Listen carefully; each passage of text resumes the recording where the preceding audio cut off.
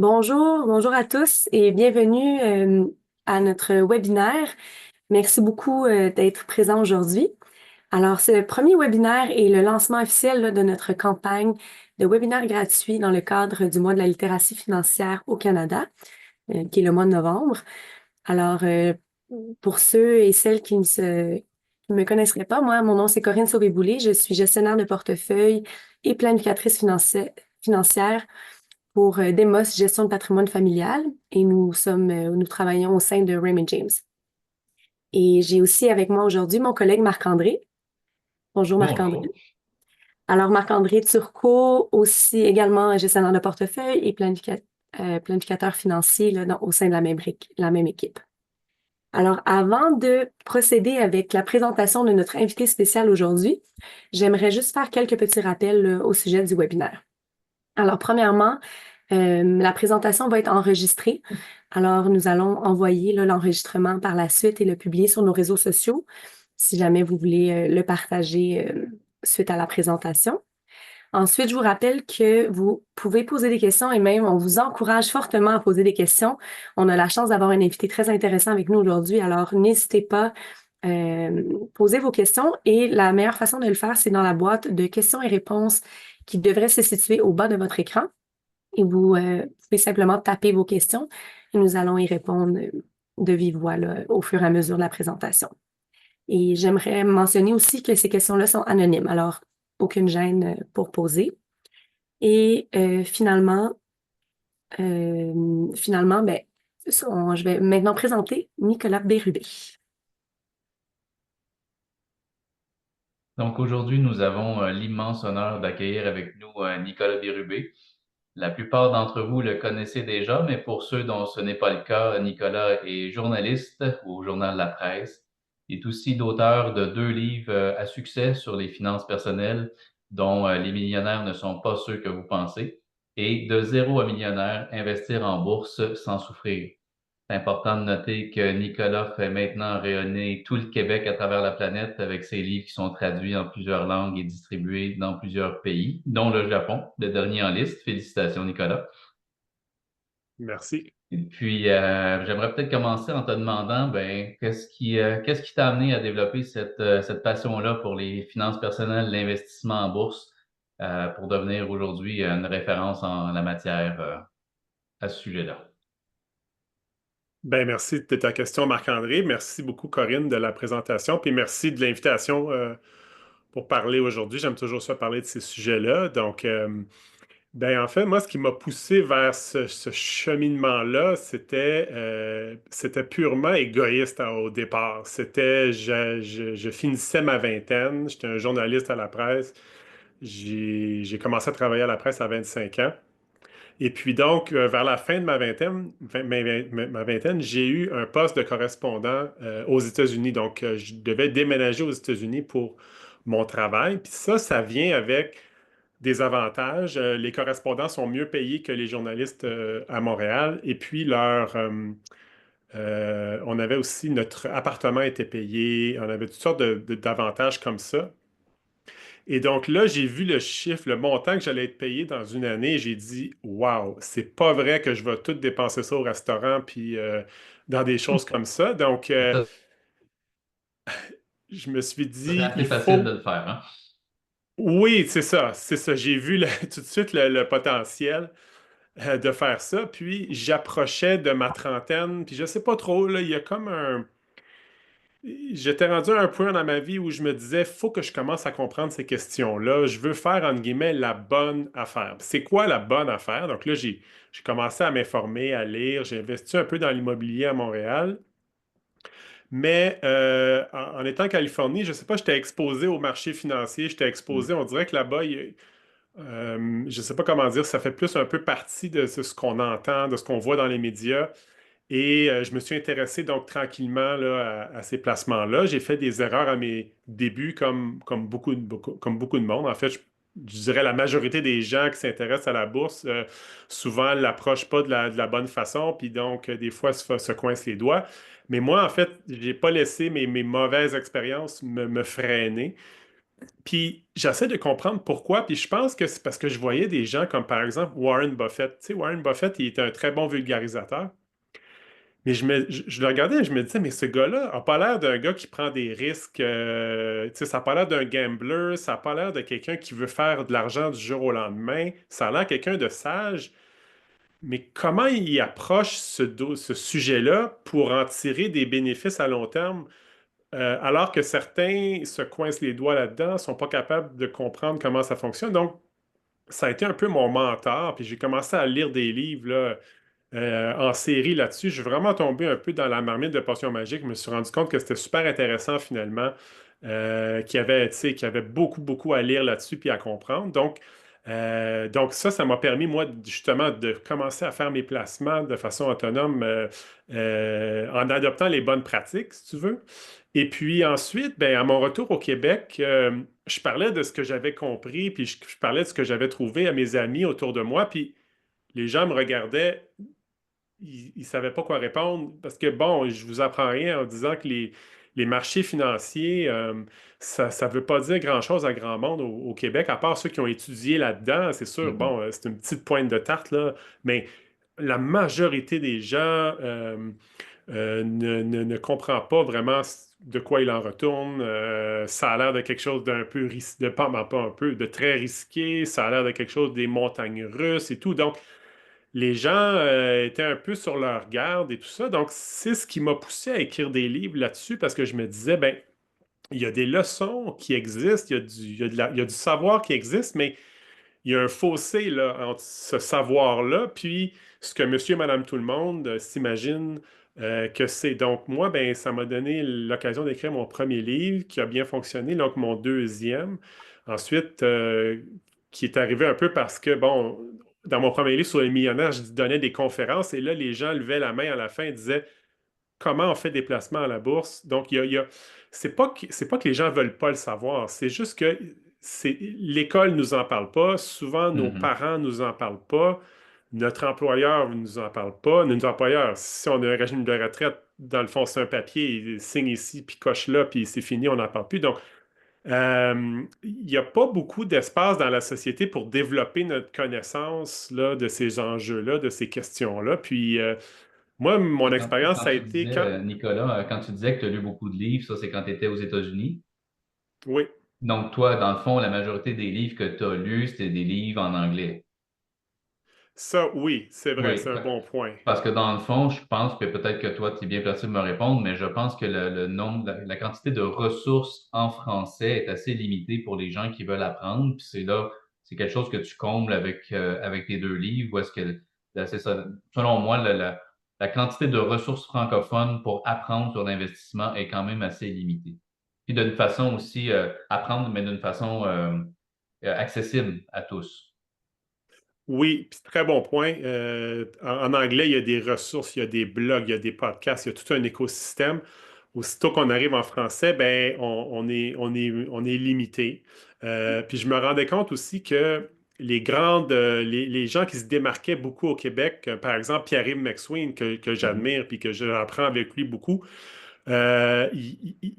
pour les questions des marchés boursiers, marchés financiers, il laissait un peu beaucoup de place, dans le sens qu'il ne va pas aller vraiment dans le détail ou dans le micro ou dans tout ça. Puis moi, j'ai dit, ah ben, je vais occuper cet espace-là. Je Mhm. vais essayer, en fait, d'apporter de l'information à ce niveau-là parce que, comme tu dis, souvent les gens qui s'expriment à ce niveau-là, c'est des passionnés, mais c'est des gens qui sont dans le milieu, c'est des gens qui tripent sur les chiffres. Euh, et donc, c'est pas toujours les livres les plus accessibles ou les plus à jour, parce qu'il y a beaucoup de livres qui datent d'il y a 10, 15, 20 ans, et les produits offerts aux gens ont beaucoup changé depuis ce temps-là. Les approches, notre connaissance a changé aussi. Donc, il y a beaucoup de livres un peu sur Monsieur, Madame, tout le monde. Voici comment faire de la sélection de titres. Et pour Monsieur, Madame, tout le monde à la maison, des fois, il y a des risques associés à ça. Puis, tu sais, il faut avoir aussi l'intérêt de le faire. C'est pas tout le monde qui a l'intérêt. Ou peut-être les gens ont l'intérêt pendant 6 mois. Après ça, ça retombe un peu. Donc, tu sais, il y a beaucoup de connaissances, là, puis je voyais une occasion là, d'aborder ce sujet-là sous cet angle-là, puis je vois que ça fonctionne bien, puis que les gens en redemandent.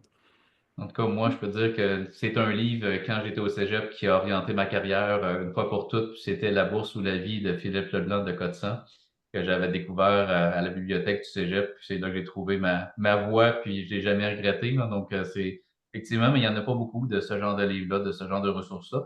C'est peut-être ça qui fait en sorte que le manque de ressources, le manque d'éducation financière en général, fait en sorte que la bourse, puis a l'air d'une bébite qui fait peur. Puis il y a bien des gens qui disent ben je connais quelqu'un qui a perdu tout son argent dans Nortel, donc la bourse c'est dangereux, puis jamais je vais investir en bourse. Donc ça c'est dommage parce que dans le fond c'est un outil de création de richesse qui est quand même assez important.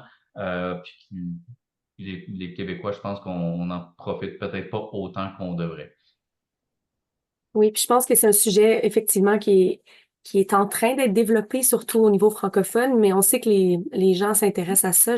Je serais curieuse de connaître le nombre de lecteurs là, de ton infolette, Nicolas, mais nous, on s'en fait parler beaucoup. Là, tu sais, à chaque semaine, tu as des sujets super pertinents dans la presse, euh, dans ton livre aussi. Alors, de notre côté, au niveau de notre clientèle, on s'en fait parler beaucoup, mais je suis certaine là, que cette éducation financière-là, en français, aide plusieurs personnes. Mhm.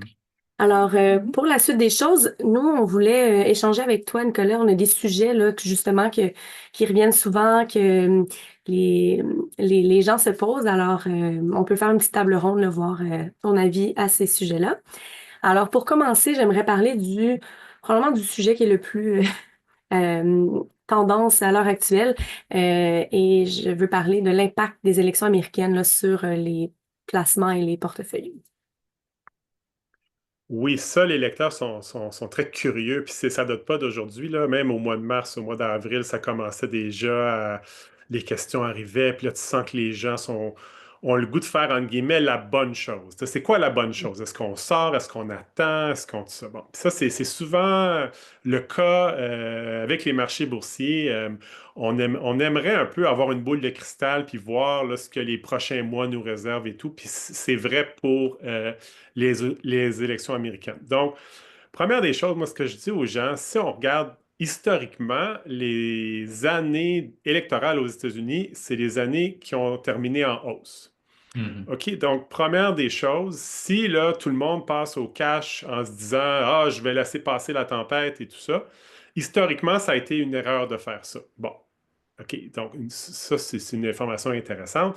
On dit aussi que les années électorales, c'est les années où il y a peut-être plus de volatilité dans les marchés. Et de façon intéressante, cette année, ça n'a pas été le cas. Ça a été une année assez banale, à part au début du mois d'août, il y a eu une espèce de petite chute très, très brève, mais de façon générale, ça a été une année un peu où la bourse un peu prend l'escalier tranquillement, puis fait ce qu'elle a à faire. Donc, ça montre aussi que les statistiques et les données historiques sont intéressantes, mais on ne peut pas nécessairement se fier à ça comme pour orienter notre comportement. Et puis bon, moi, les élections américaines, c'est sûr que c'est pas la première fois qu'il y a des élections aux États-Unis. Si on prend un pas de recul, la bourse américaine est en hausse environ 7 années sur 10, historiquement. Donc, la personne qui est craintive ou qui mise sur une baisse, elle n'est pas dans...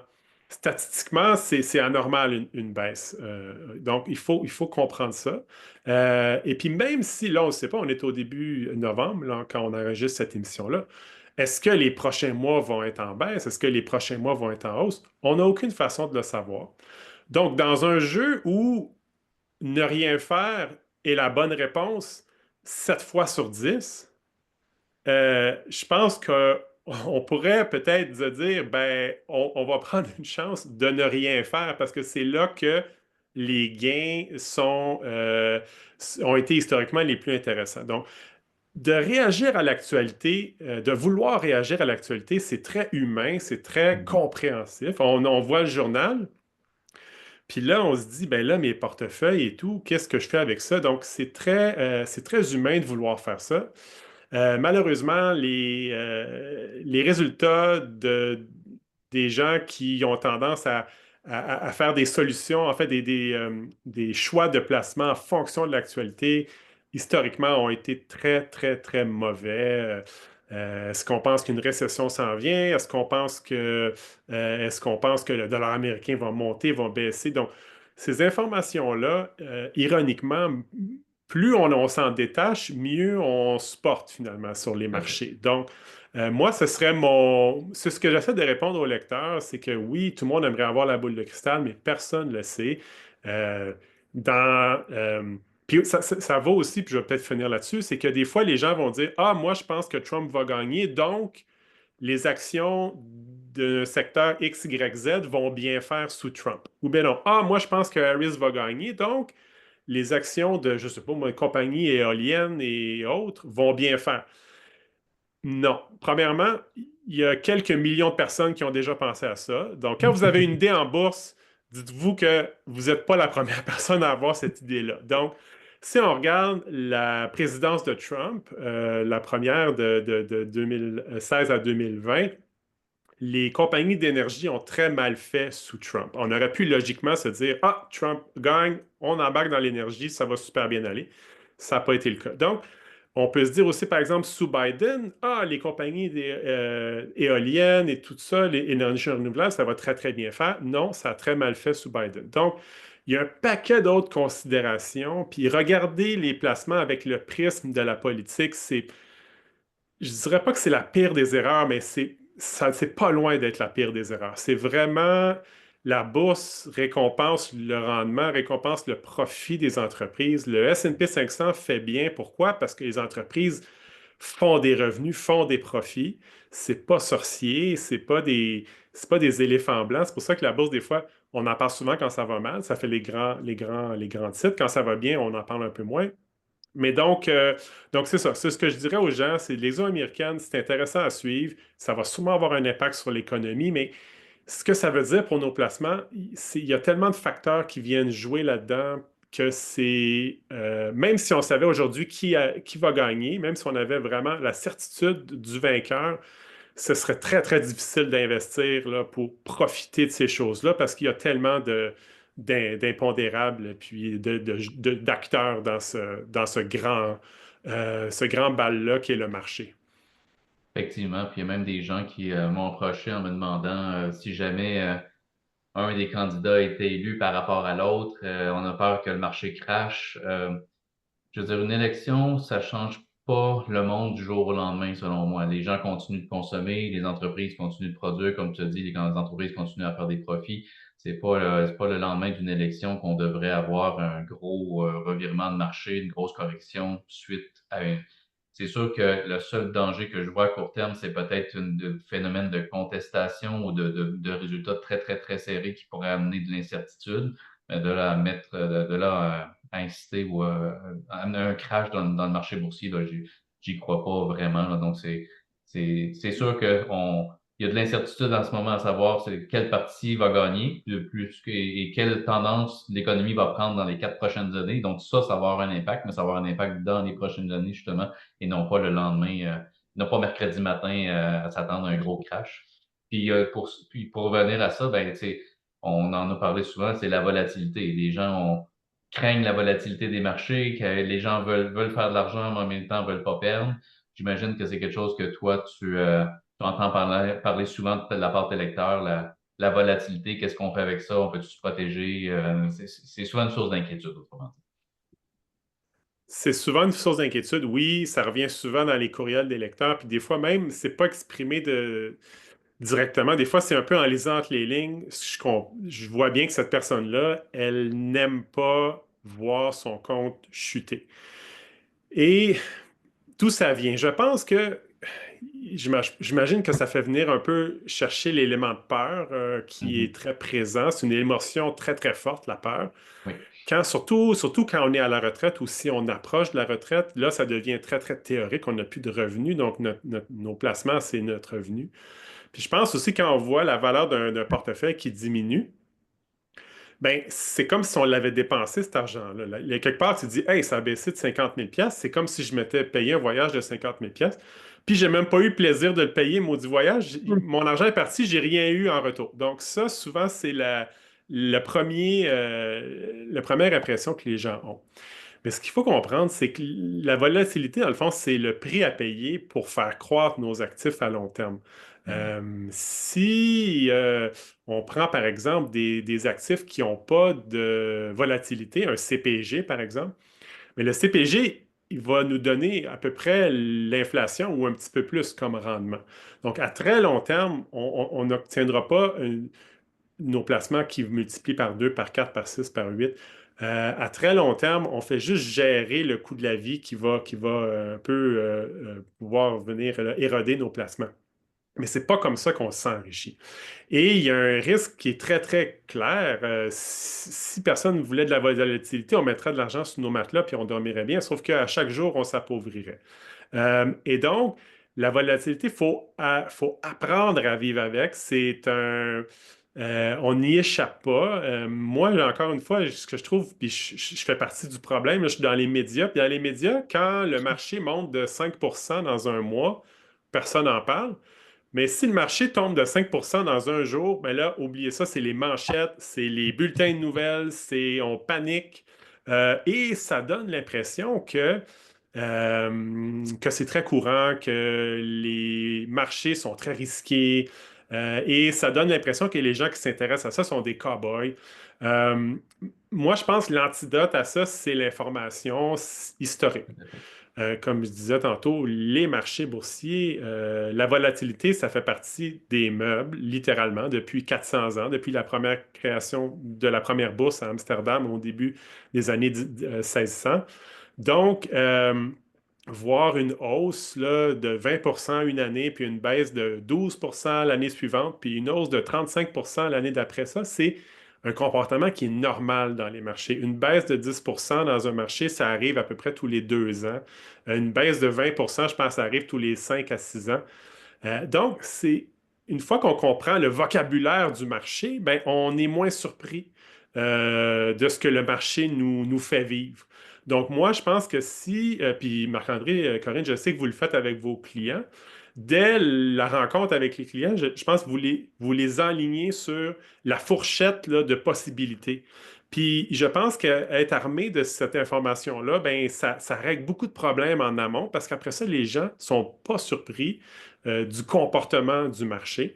Euh, et moi, c'est ce que j'ai tendance à dire. Puis je trouve qu'au Québec, les marchés boursiers, c'est encore quelque chose qui est nouveau dans la tête des gens. Les gens sont habitués d'aller à la caisse populaire, dire, OK, j'achète ce produit financier-là qui est assuré, je ne perdrai pas mon capital. Donc ça, c'est comme une bouée de sauvetage, puis on est agrippé à cette bouée de sauvetage-là, mais il faut apprendre tranquillement à connaître le vocabulaire du marché, connaître c'est quoi un rendement moyen, qu'est-ce que le marché nous donne comme rendement depuis des générations. Historiquement, les marchés boursiers, ça a été environ 5% de plus que l'inflation. Donc, si on met une inflation à 3%, ben, les marchés boursiers nous en donnent 5, ben, là, on est à 8. Donc, ce serait dans les normes pour un portefeuille diversifié à l'international. Donc, mais il faut comprendre que les années où ça tombe sur 8 sont très, très rares. Donc, c'est souvent du plus 30, du moins 12, du plus 25. Donc, c'est pour ça que les gens, des fois, font un peu le saut. Mais c'est ça. Moi, personnellement, dans mon cheminement, ce qui m'a vraiment appris ce qui a appris à ce que je laisse mes placements travailler, peu importe ce que le marché nous donne, c'est le fait que c'est le prix à payer pour avoir du bon rendement à long terme. C'est de vivre à court terme des tempêtes, si vous voulez, de la météo, de la mauvaise météo pendant 6 mois, 1 an, 2 ans. Ça, on n'y échappe pas. On peut essayer de se faufiler là-dedans, mais souvent, ça fait diminuer nos rendements. On paye plus de frais, etc., etc. Donc, je ne sais pas toi ce que tu en penses, Marc-André, dans ton, dans ton parcours. Comment tu considères la volatilité? Ben, un peu comme tu as dit, donc dès la première rencontre, nous, ce qu'on fait, c'est d'exposer les clients au pire scénario. Donc, on ne vend pas du rêve de rendement faramineux, on vend des catastrophes. Puis un peu pour établir le profil psychologique du client. Donc, on sait que dans les crises de 2000 et 2008, les marchés ont baissé d'environ 50% dans leur creux. Donc, ce qu'on va faire, c'est qu'on va leur dire si vous avez 100 000 d'investis en bourse aujourd'hui, puis l'année prochaine, on se voit pour une révision annuelle, puis vous avez perdu 50%, comment vous réagissez? Donc, on essaie de voir des scénarios catastrophes pour voir comment que les gens vont réagir. On a appris avec le temps qu'un pourcentage puis des dollars, c'est différent dans la tête des clients. Donc, 50% ou 50 000 c'est pas pareil. Des fois, 50% c'est correct, mais perdre 50 000 sur 100 000, c'est beaucoup. Donc, au fil du temps, on a adopté des stratégies pour essayer de bien cibler le client qu'on a devant nous. Puis, c'est ce qu'on leur dit. Tantôt, tu mentionnais le chiffre de 7 années sur 10. C'est les mêmes stats qu'on a de notre côté parce qu'on utilise beaucoup les études de Schiller qui a refait un peu l'historique de la bourse sur les 150 dernières années, bourse américaine. Puis, ce qu'on essaie de faire avec les clients, c'est d'apparier leurs besoins financiers. Et c'est sûr que les objectifs à court terme d'un client, s'acheter une maison dans 3 ans et la retraite, c'est deux objectifs financiers différents. Donc, il faut avoir un peu deux stratégies différentes dans cette optique-là parce que sur 3 ans, la probabilité de perdre en action américaine est de 15%. Donc, est-ce que vous êtes prêt à avoir un risque de 15% de perdre votre argent au moment où vous allez avoir besoin de cet argent-là pour acheter votre maison? Donc, au lieu d'avoir un seul gros panier d'investissement, on les sépare en objectifs court, moyen et long terme. C'est sûr que quand on a 5 ans devant nous, ben, la probabilité de perdre de l'argent, c'est 10%. Quand on a 10 ans devant nous, ça tombe à 3% de probabilité. Puis si vous laissez votre argent pendant 16 ans de temps dans les actions américaines, il n'y a jamais eu de rendement négatif sur les 150 dernières années. Ça inclut la Grande Dépression, ça inclut 2 guerres mondiales, ça inclut. Donc d'apparier les placements avec l'horizon de temps dans lequel on va avoir besoin de cet argent-là fait une bonne différence. Mais des fois, malgré tout, même quand c'est du long terme, les gens sont juste pas capables d'envisager un 50% de perte. Donc, c'est vraiment d'apparier. Il y a le côté rationnel, mais il y a le côté émotif aussi qu'on essaie d'apparier ensemble, juste pour être certain que l'investissement, ça ne devienne pas pour la personne quelque chose de stressant puis que ça les empêche de dormir. Et puis, chaque personne est différente. Mais vraiment de séparer les moments où on a besoin de cet argent-là, ça fait une grosse différence. Quand on sait que c'est pour la retraite, ben, ça permet aux gens de dire, ben, c'est dans longtemps, on va avoir le temps de se reprendre, et ainsi de suite, alors que quand c'est dans un an, ben, c'est pas tout à fait la même chose. Donc, c'est un outil qu'on utilise pour gérer un peu la volatilité. Et l'autre outil, ça peut être aussi la protection par des options. Donc, on peut utiliser en anglais une stratégie de hedging, donc de protéger notre portefeuille par des options sur indice. Ça peut être l'autre moyen qu'on propose aux clients pour mitiger la volatilité dans les portefeuilles. Donc, il y a des outils, mais effectivement, c'est très émotif, puis faut pouvoir euh, traverser les tempêtes pour pouvoir se rendre à la création de richesse ultime au bout de la ligne. Ben, merci beaucoup, Nicolas et Marc-André. Là. Je pense que Nicolas t'a mis le doigt dessus avec le vocabulaire, l'importance de l'éducation. Donc, ça prend tout son sens là, dans un mois comme celui-ci où l'éducation est mise de l'avant. Puis Marc-André aussi, là, c'est la volatilité au final, c'est la gestion des émotions des clients. Donc, tu sais, si la volatilité vous inquiète excessivement, ben c'est peut-être le temps de se poser la question, est-ce que je suis dans le bon profil de risque? Est-ce que mon portefeuille est aligné avec mes objectifs et avec comment je gère le risque au bout du compte? Alors, on passerait maintenant à la prochaine question qui revient souvent là. Donc, les gens se demandent souvent si c'est une bonne idée d'acheter les fonds qui ont bien fait récemment. Oui, ça, je dirais que c'est probablement la question que je reçois le plus des lecteurs. Puis c'est pas une question qui est... Les gens ne posent pas ça directement. Est-ce que tu penses que c'est une bonne idée que les fonds... hein? Mais je vois dans les questions qu'ils demandent que c'est pas très compliqué. Ou des fois, ils me parlent de leur portefeuille. Ils disent, ah, voici ce qu'il y a dans mon portefeuille. Dans leur portefeuille, il y a du Nasdaq, du S&P 500, puis du S&P 500 acheté à la Bourse de Toronto. Donc là, je fais, OK. Là, c'est pas trop compliqué de comprendre quel raisonnement il y a eu derrière ça. La personne est allée sur Google Finance, elle a tapé qu'est-ce qu'il y a bien, elle a tapé les fonds, puis elle a vu celui qui a la plus grosse courbe. Moi, je veux lui. OK, donc, encore une fois, c'est très humain de vouloir faire ça. OK, on veut être avec les meilleurs, on veut mettre toutes les chances de notre côté. Euh, Ça a été étudié de long en large, cette stratégie-là, de sauter dans ce qui a bien fait récemment. Et finalement, les grandes conclusions de ça, c'est que souvent, il y a un retour du balancier qui s'opère. Là, pas dans tous les cas, mais de façon générale, on ne peut pas s'attendre à ce qu'un fonds qui a fait 20-25% depuis 3 ans continue à faire 20-25% jusqu'à la Lune. OK? Ce n'est pas comme ça que les marchés fonctionnent de façon de façon générale. Donc, par exemple, prendre l'exemple du S&P 500 qui est, comme j'écrivais, le Taylor Swift du monde des placements là, actuellement, OK? Donc, je pense que les gens comprennent l'analogie. Donc, tu sais, un fonds à qui tout semble lui réussir au S&P 500, tout ce qui touche devient de l'or, c'est donc fantastique. Mais si on avait cette discussion-là en 2010, au lieu de l'avoir en 2024, on aurait une discussion complètement différente. En 2010, le S&P 500, là, il l'aurait donné que les gens ne l'auraient pas pris. C'était un fonds qui venait de faire 10 ans sans croissance. OK, vous avez mis 100 pièces là en 2000, puis en 2010, vous ouvrez votre compte, puis votre 100 pièces, il était à, je sais pas moi, 97 pièces. OK, c'est énorme psychologiquement ce que ça fait. Donc, les gens auraient dit, hey, sors-moi de là, je veux rien savoir de ce fonds-là. Puis là, avec le recul, on sait qu'en 2010, c'était probablement la meilleure année pour acheter des actions américaines de notre vivant, ou à part peut-être 2008 aussi, mais ça pour dire qu'il y a un phénomène de mode et en passant en 2010, les actions les plus à la mode au niveau mondial, c'était les actions canadiennes. Parce que on dit toujours que la première décennie, c'est la décennie perdue, de Lost Decade. Mais ce que les gens oublient, c'est que c'est la décennie perdue pour les actions américaines. Parce que les actions canadiennes ont plus que doublé durant cette période-là. Donc, si on avait succombé à la mode de 2010, on aurait rempli notre compte d'actions canadiennes, puis on n'aurait pas touché aux actions américaines. Puis là, 15 ans plus tard, on ne serait pas très heureux d'avoir fait ça.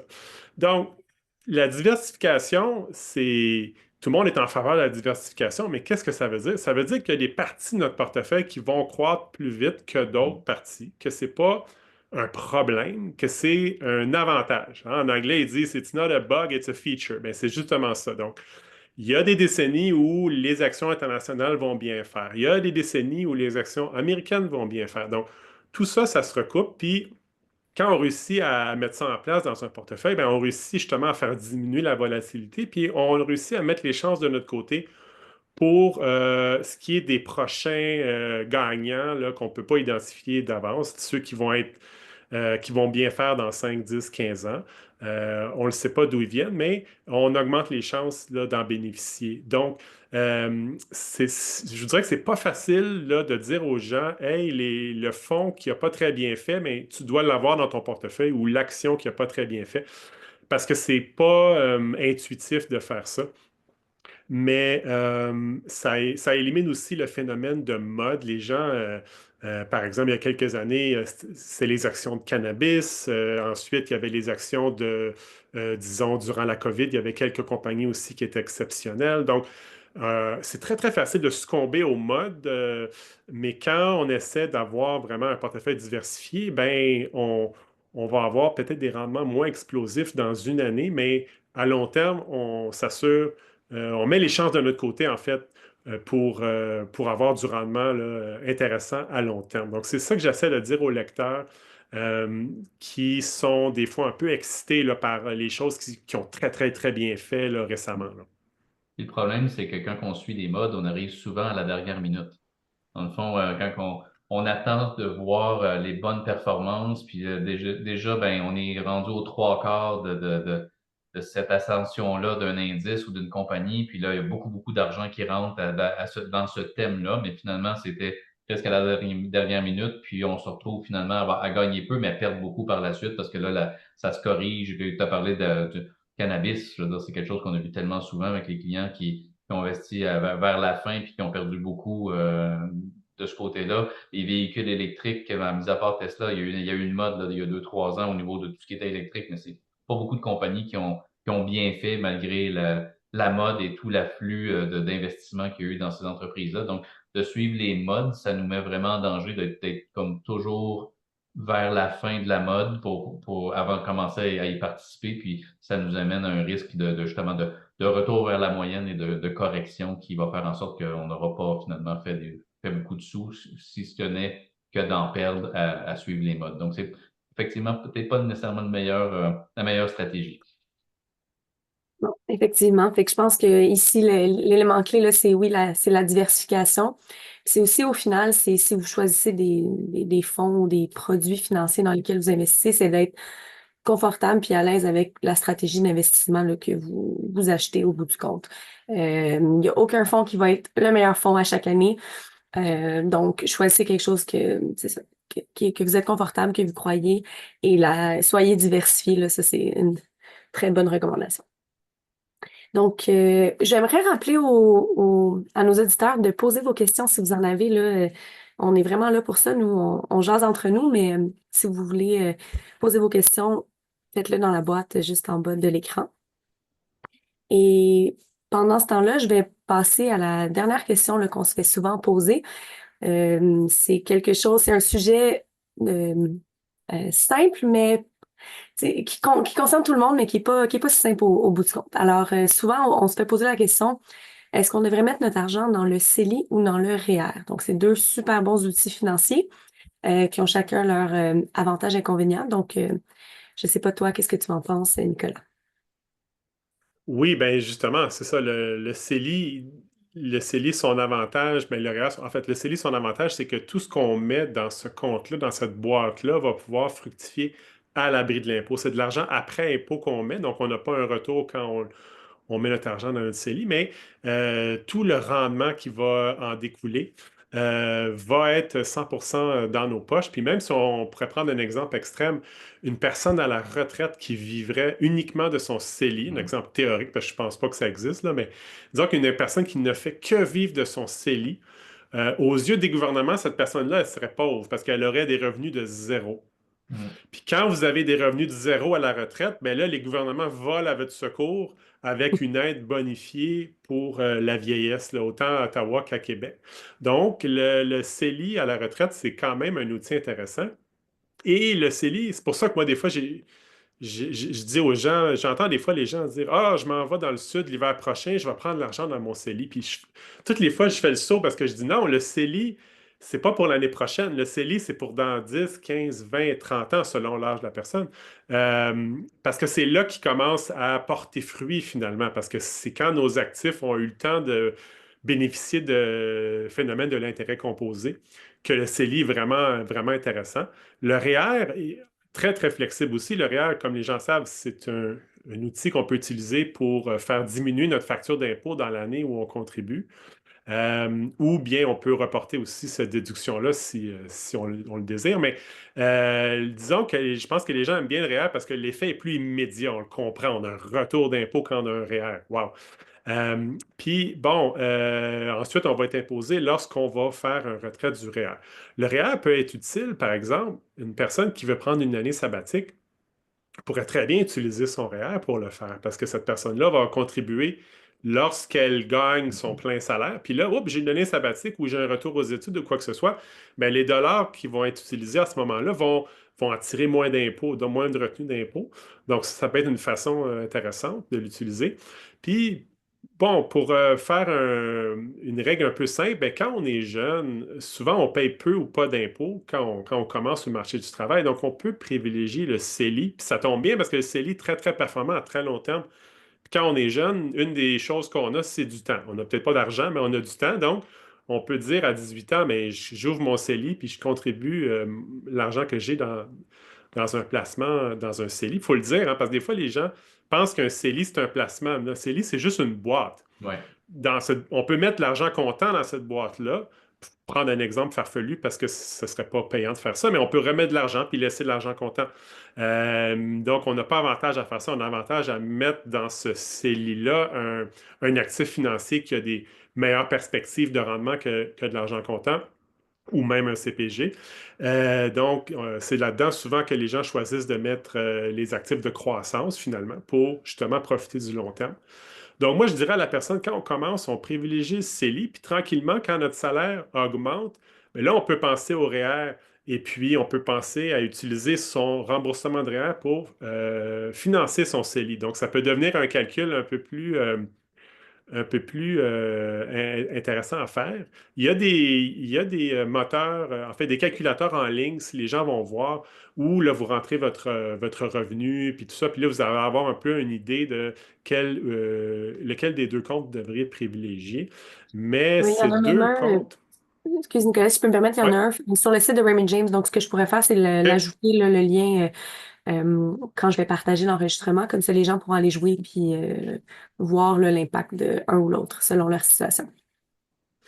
C'est ça. Donc, il y a plusieurs façons. Puis, il y a beaucoup de façons même de voir ça de façon intéressante. Comme je disais récemment, le CELI est une façon de se prémunir contre l'éventualité où les taux d'imposition monteraient dans le futur. Ça, c'est Qui est assez intéressant comme... probable compte tenu des déficits gouvernementaux qu'on connaît en ce moment. Donc, la C'est ça? probabilité que les taux d'imposition montent, si le gouvernement a deux choix entre couper ses dépenses et augmenter le taux d'imposition, ben, des fois, c'est plus facile d'augmenter les taux d'imposition que de couper les dépenses politiquement parlant. Donc, ça, on parlait de diversification de risques tout à l'heure, mais le taux d'imposition futur, c'est un risque qu'on doit un peu diversifier. Donc, entre CELI et REER, c'est une manière de le faire. Donc, le CELI, on paye notre impôt tout de suite, puis on n'a plus le risque futur d'imposition. Alors que le REER, ben, on ne paye pas notre impôt immédiatement, mais on reporte l'impôt à plus tard et le risque que ce taux d'imposition-là soit bien plus élevé, on ne sait pas. On ne sait pas. C'est justement, donc, c'est un petit avantage du CELI que les gens ne voient pas nécessairement, mais c'est une façon là, de se prémunir contre ça. Tu sais. Donc, puis, tu sais, en terminant aussi, je vois beaucoup, tu sais, beaucoup d'investisseurs disent, ah, moi, je suis un investisseur à long terme. OK? Puis moi, le premier, je dis ça. Puis je pense qu'il y a beaucoup de gens qui savent ce qu'ils font disent, moi, je suis un investisseur à long terme. Mais il faut comprendre ce que ça veut dire. Un investisseur à long terme, c'est pas comme s'il y avait une autoroute pour les investisseurs à court terme, puis en haut, il y avait une autre autoroute pour les investisseurs à long terme. Tout le monde est dans la même autoroute, OK? Donc, quand il y a un crash, que tu sois à long terme ou au court terme, tu as le même crash que tout le monde, OK? Donc, c'est ça qui est dur à comprendre. C'est pas différent. Donc, investir à long terme, c'est quoi? C'est juste vivre bien du court terme, mis bout à bout, pendant longtemps. Puis ça, il faut le comprendre parce que les gens, des fois, peut-être ont une attente où ils pensent que leurs émotions vont pas du tout embarquer parce que eux, ah, ben, de toute façon, moi, c'est pour du long terme. Non, non, tu vas avoir le même crash que tout le monde. Puis comme en 2020, quand il y a eu la COVID, puis ça a tombé de 30% en un mois et des poussières, long terme, court terme, tout le monde a tombé. Donc ça, c'est pour ça que c'est incontournable de comprendre le rôle de ces émotions, puis de comprendre justement le comportement du marché avant d'investir son dollar, parce que ça nous évite plus tard là, des leçons coûteuses, puis des nuits blanches. Je ne veux pas être trop dramatique, mais c'est des choses qui peuvent arriver, surtout quand on avance en âge, puis que notre train de vie va dépendre de nos placements beaucoup plus que quand on a 20 ans, puis on se dit, ah ben, je m'en fous, moi, de ce que la bourse fait dans un mois. De toute façon, j'ai 50 ans devant moi. Donc, ça, c'est vraiment une leçon. Qu'on soit long terme ou court terme, on vit la même chose au jour le jour que tout le monde. Puis peut-être, je me rappelle en parlant tout à l'heure que les gens des fois ont l'impression que le CELI, c'est un placement, mais combien de fois dans ma vie j'ai entendu j'ai acheté un REER, j'ai acheté un CELI, puis en leur demandant qu'est-ce qu'il y a dans votre REER, qu'est-ce qu'il y a dans votre CELI, ben je ne sais pas. Donc malheureusement, c'est quelque chose qu'on entend encore souvent. Et peut-être l'autre chose que aussi je voulais apporter, c'est faut pas oublier que dans une stratégie d'investissement, on n'est pas obligé d'avoir la même stratégie dans chacun de nos comptes. Donc, nous, souvent, ce qu'on recommande aux clients, c'est d'avoir la partie action dans leur CELI. Comme tu disais tout à l'heure, c'est là qu'on a le maximum d'économies d'impôts. Et puis, quand on a des obligations, ben, ces obligations-là, on les met dans les REER parce que c'est le revenu le plus pénalisant là, au niveau fiscal, là, le revenu d'intérêt. Donc, on peut avoir des stratégies différentes dans les comptes, mais au global, quand on met tous ces comptes-là ensemble, ben, ça respecte notre stratégie d'investissement global puis notre tolérance au risque. Donc, oui, effectivement, le CELI peut être un outil à long terme très avantageux quand on l'utilise comme il faut. C'est bien dit, ça, Marc-André aussi. La seule nuance que j'apporterais avec ça, c'est que si on décide de mettre les actifs sécuritaires dans le REER puis les actifs de croissance dans le CELI, si jamais vous gardiez les actifs sécuritaires en tant que fonds d'urgence, c'est pas optimal de mettre cette portion-là dans le REER puisqu'il peut y avoir des pénalités, pas des pénalités, mais vous allez être imposé en fait sur les retraits si jamais vous en avez besoin. Alors, juste pour votre portion comme fonds d'urgence accessible, évitez le REER en général. Donc, voilà. Alors, on serait rendu à la période de questions. Je vais laisser la parole aux auditeurs. Alors, n'hésitez pas à poser vos questions. Je vais juste repartager mon écran.